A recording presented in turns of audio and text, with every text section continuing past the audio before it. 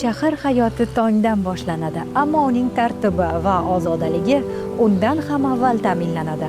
Har bir toza ko'cha, har bir ozoda yo'lak mas'uliyatli mehnat natijasidir. Bu mehnat ko'p hollarda ko'zga tashlanmaydi, ammo uning ahamiyati beqiyos. Bugun biz kichik insonlarning katta mehnat haqida hikoya qilamiz.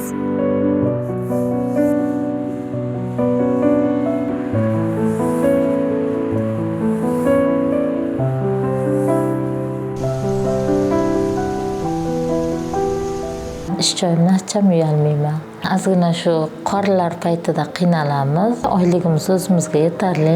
O'rtacha holatda yashab yuribmiz. Aziza Madiyorova obodonlashtirish xodimi. Uning vazifasi shahar muhitini pok va tartibli saqlash. Bu oddiy ishdek tuyulishi mumkin, biroq bu ish intizom, sabr va sadoqat talab qiladi. Har bir tozalangan hudud vijdonli mehnat samarasidir. 13 yildan beri obodonlashtirishda ishlayman. Ertalab ish faoliyatimiz 6 dan boshlanadi, kechqurungi soat 4 gacha. Ish joyimiz yaxshi, hammamiz bir-birimizga ahilmiz, inoqmiz. 3 ta qizim bor. Qizimga san o'qishdan chiqqin, endi ishlashga menga yordam bergan. Bu qizga shuncha pul ketarkan desam, xo'p deyishdi. 3 kundan keyin vazirlikdan telefon qilishdi bizga. Sizga shunaqa yordam bor deb xursand bo'lib ketdik. Rahmat, baraka topsin. Obodonlashtirish sohasida faoliyat yuritayotgan xodimlar mehnati sanitariya, ekologiya va jamoat farovonligining muhim omilidir. Chiqindagi xonaga bormasdan ko'chaga tashlab ketishadi. Ichgan narsalarni ham otib ketaveradi. Mayli, ishimiz-ku deymiz.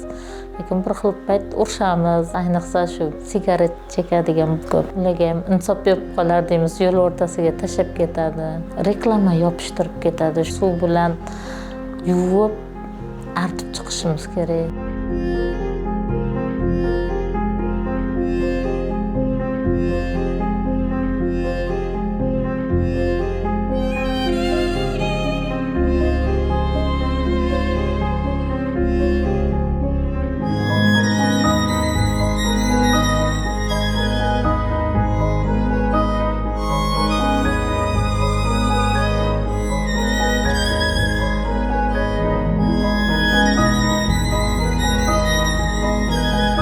Hamma fasl o'ziga yarasha qiyinchiligi bor, lekin ko'proq shu qor yoqqan paytida qiynalamiz, chunki supurish qiyinroq.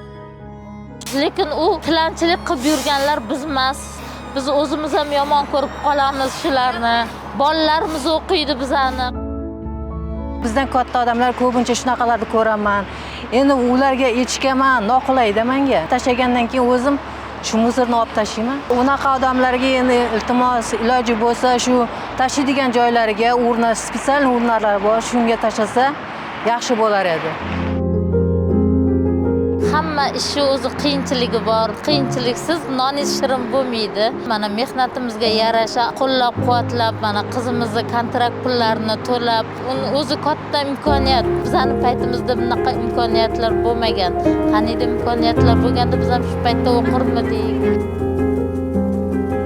Toza joyda baraka bo'ladi. Ko'chada 100 ta odam o'tsa, duo qilib ketadilar. Umringdan baraka topgin. Yer yuzini ochvatsan, Xudoyim seni yuzingni yorug' qilsin deydiganlar bor. Qariyalarimiz bor, ishimizni qadrlaydiganlar ham bor.